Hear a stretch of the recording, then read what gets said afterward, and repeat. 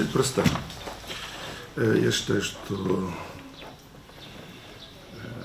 эта компания должна работать по-другому. Много лет уже прошло, все время мы пытаемся какие-то реорганизации делать, реконструкции делать, и все время получается, что в итоге мы не добиваемся своей цели. Я надеюсь, что я смогу это сделать. Я не первенец, я уже третий раз заступаю в эту компанию, третий раз на короткий срок и не успеваю закончить, что я сам планирую. Надеюсь, если будет возможность реализовать на больший период, я смогу все-таки завершить то, что я наметил для себя в этой компании. Тогда сразу такой вопрос. Первые 3 шага на этом посту.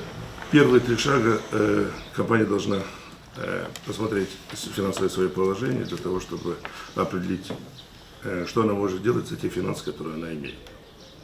И я считаю, что это не только должно быть в ведении одного председателя, директора телевидения и радио должны знать, сколько денег предусмотрено для разработки программ и, соответственно, финансирования, сколько должны люди получать за это дело, и в пределах этих возможностей попытаться совместить, скажем, максимальное количество программ с тем минимальным количеством денег, которое сегодня осталось в компании. Второй шаг – это я вижу, что нужно делать определенную реорганизацию, нужно платить больше денег. Кому? Тем, которые работают, им надо платить больше. Корреспондентам. Кто фактически работает, им надо платить больше. Но работу надо поставить таким образом, чтобы телевидение все-таки стало программой. Это позволит увидеть, кто делает какую программу и кто за что должен получать. Сегодня я считаю, что неправильно это поставлено, и те, которые не работают, получают больше, чем те, которые работают. И третий шаг, очень важный. Компания должна разделить, я много раз говорил, мух от котлет.